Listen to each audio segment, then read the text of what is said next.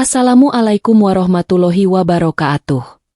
Salam bahagia selalu buat sahabat channel Misteri Goib. Mari kita simak dan mulai ceritanya. Pada suatu hari di bulan Mei, sekelompok penjelajah gunung yang terdiri dari 5 orang, masing-masing memiliki pengalaman bertahun-tahun dalam dunia pendakian, memutuskan untuk menaklukkan Gunung Semeru, gunung tertinggi di Pulau Jawa. Mereka terdiri dari Dewa, seorang pemandu yang berpengalaman, Tika, seorang fotografer yang gemar menjelajahi alam, Agung, seorang geologi, dan pasangan muda, Rani dan Bimo, yang baru pertama kali mendaki gunung setinggi Semeru. Semua persiapan telah dilakukan dengan teliti. Peralatan mereka lengkap, dan semangat petualangan membara di hati masing-masing. Namun, saat mereka mulai mendaki, suasana di sekitar gunung tampak lebih suram daripada biasanya. Awan gelap menggantung rendah di puncak, seolah-olah gunung itu sedang mempersiapkan sesuatu yang tak terlihat oleh mata manusia. Mereka melangkah dengan hati-hati, menikmati setiap keindahan alam yang ditemui di sepanjang perjalanan. Hanya suara langkah kaki mereka dan hembusan angin yang terdengar. Di malam pertama di base camp, rasa cemas mulai menyelinap masuk ke dalam pikiran mereka. Tika, yang selalu mencatat setiap momen dalam perjalanan, merasa ada yang aneh. Ia merasa seperti diperhatikan oleh sesuatu yang tidak tampak. Saat ia berjalan sendirian menuju sumber air untuk mengambil air, ia mendengar suara langkah kaki yang tidak ada asalnya. Meskipun sudah berkali-kali ia memutar badan, tak ada satupun yang tampak di sekitarnya. Momen tersebut mengusik rasa tenang yang seharusnya hadir di malam itu. "Apakah kalian mendengar itu?" tanya Tika ketika kembali ke camp. Agung, yang lebih rasional, hanya menganggapnya sebagai gangguan biasa karena kondisi alam yang keras. Namun, Rani, yang merasa lebih sensitif terhadap perasaan tersebut, tampak tak bisa tidur sepanjang malam. "Ada yang tidak beres," gumamnya, memeluk Bimo erat-erat. Di pagi harinya, mereka melanjutkan pendakian. Ketika tiba di pos 1, mereka tak lagi merasa seperti grup yang solid. Sesuatu telah merusak kedamaian mereka. Seakan keberadaan yang tak terlihat itu semakin mendekat. Dewa merasakan perubahan suasana, namun ia mencoba untuk tetap fokus pada pendakian mereka. Seiring perjalanan mereka menuju puncak, perasaan takut dan ketidakpastian semakin menguasai kelompok ini. Tanpa disadari, langkah mereka semakin terisolasi dari dunia luar. Sesuatu mulai menyusup dalam pikiran mereka, sesuatu yang tidak dapat dijelaskan oleh logika. Dan yang paling mengerikan, mereka baru menyadari bahwa mereka tidak lagi bisa kembali ke jalur yang sama seperti sebelumnya. Keberadaan yang hilang sudah mulai membayangi mereka. Matahari mulai meredup saat mereka melanjutkan pendakian menuju pos 2. Tanpa disadari, waktu telah berlalu lebih cepat dari yang mereka kira. Semakin mendekati puncak, mereka mulai merasakan kejanggalan. Jalur yang seharusnya mudah diakses, kini tampak seperti hilang dalam kabut tebal yang perlahan turun menutupi mereka. Agung yang memiliki pengetahuan tentang geologi gunung mulai merasa cemas. "Ini tidak normal," ujarnya. "Biasanya kabut seperti ini hanya muncul di sekitar sore hari, tapi sekarang malah semakin tebal sejak pagi." Dewa, yang sudah banyak berpengalaman dalam mendaki gunung-gunung besar, mencoba menenangkan semua orang.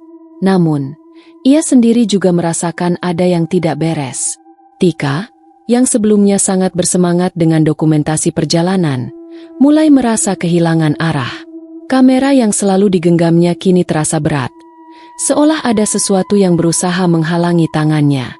Pada saat mereka berhenti untuk beristirahat, Bimo mengusulkan agar mereka segera turun kembali.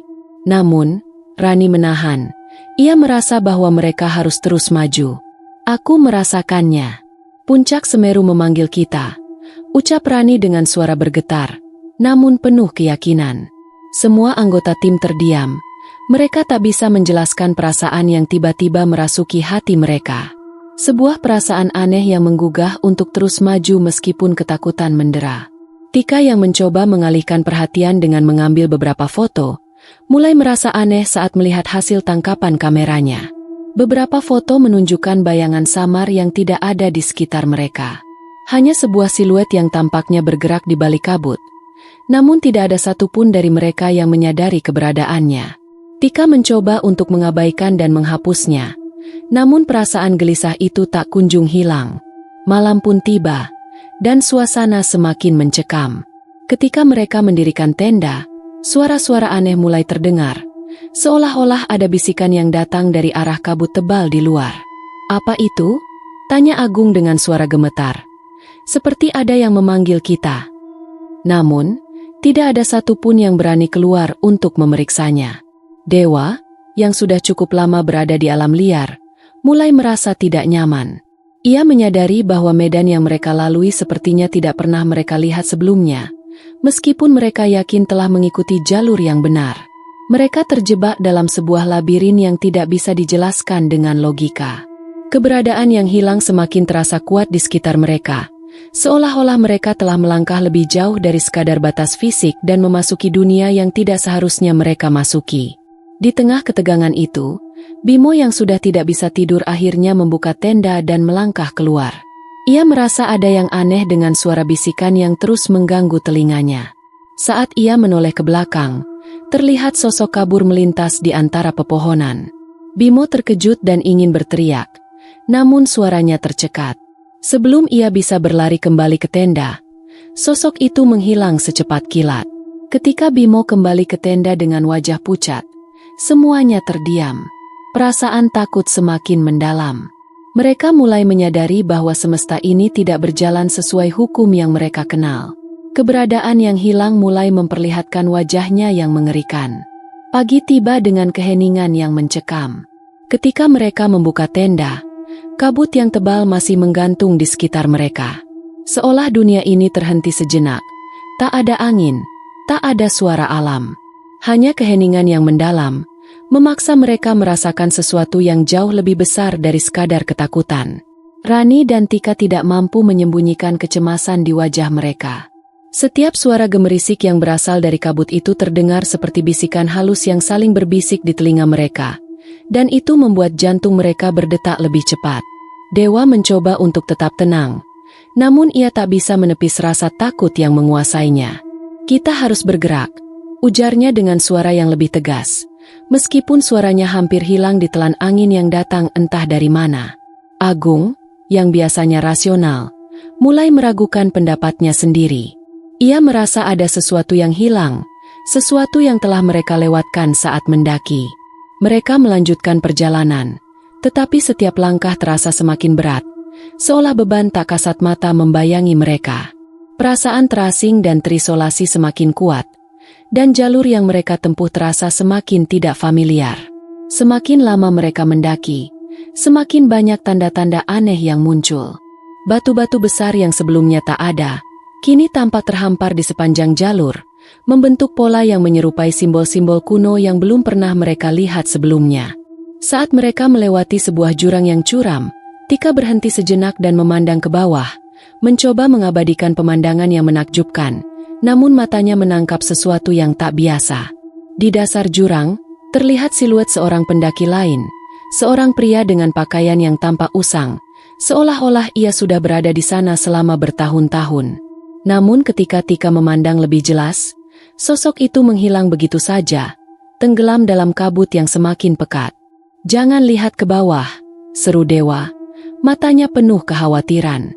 "Apa yang kamu lihat itu bukan yang seharusnya ada di sana." Mereka terus berjalan tanpa bicara, mencoba mengabaikan apa yang baru saja terjadi. Tapi perasaan aneh terus mencekam hati mereka. Mereka sudah begitu jauh dari jalur yang seharusnya, dan kabut yang mengelilingi mereka semakin padat. Semua jejak yang mereka buat seolah-olah lenyap, hilang begitu saja. Seperti ada tangan tak tampak yang dengan sengaja menghapus segala jejak yang mereka tinggalkan.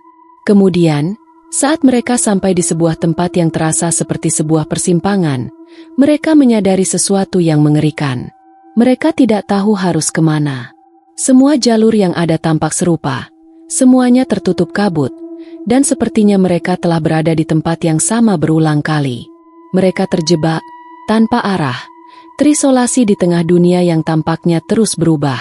Saat itulah suara aneh kembali terdengar, sebuah suara yang tak bisa mereka jelaskan, seperti suara derap kaki yang bergerak cepat, disertai dengan bisikan yang semakin jelas. Kamu sudah jauh. Tak ada jalan keluar. Mereka merinding mendengar kata-kata itu, yang seolah datang dari seluruh penjuru sekitar mereka. Dewa yang biasanya sangat tenang mulai merasakan ketakutan yang lebih mendalam. Ia menoleh ke belakang, berharap melihat sesuatu yang akrab, tapi yang ada hanya kabut dan bayangan samar. Ini bukan gunung biasa, kata Agung dengan suara berat. Kita terperangkap dalam sesuatu yang lebih besar dari sekadar alam ini. Ini bukan hanya kabut. Semua anggota tim diam, tak tahu apa yang harus dilakukan. Mereka tidak tahu apakah mereka bisa melanjutkan atau harus kembali.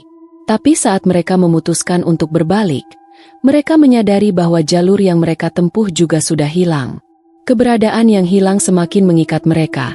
Seakan Semeru mengubah dirinya menjadi labirin tak berujung yang siap menelan siapapun yang mencoba menapakinya. Malam semakin pekat, dan kabut yang menyelimuti mereka semakin tebal. Tiada bintang yang tampak di langit, hanya gelap yang menyelimuti segala sesuatu di sekeliling mereka. Semakin lama, mereka merasa seolah-olah waktu itu tak lagi berjalan dengan benar.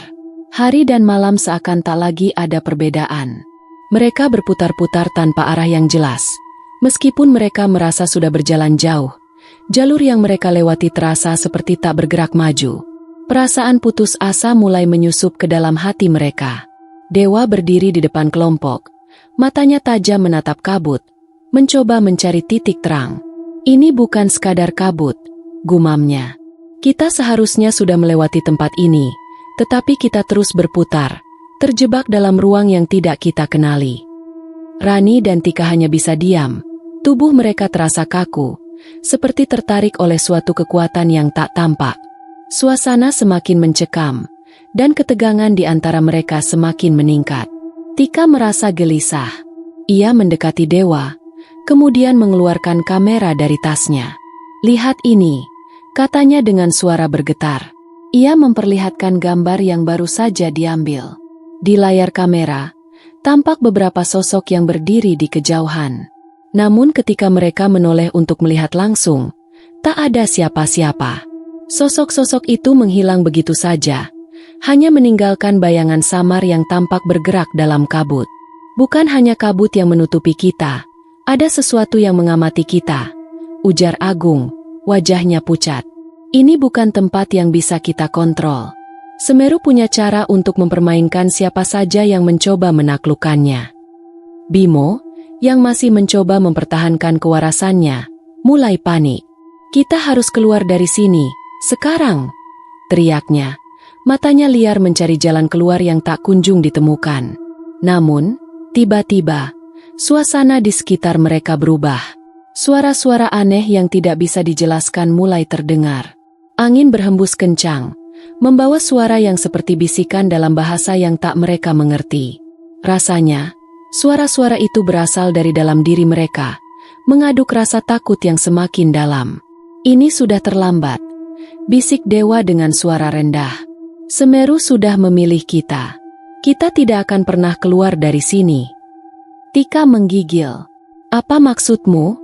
tanyanya. Suaranya serak. Kita akan hilang di sini." Dewa menatap ke dalam kabut yang semakin pekat. Matanya seperti menembus ruang dan waktu. Semeru tidak hanya sebuah gunung. Ini adalah tempat yang melampaui waktu dan ruang.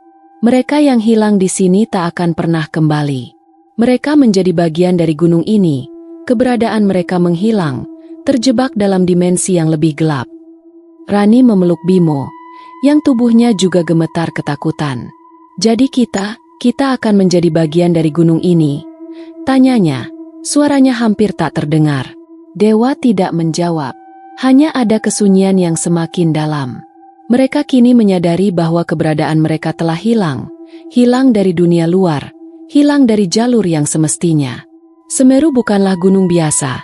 Ia adalah sebuah tempat yang memanipulasi kenyataan, mengubah waktu dan ruang sesuai dengan kehendaknya.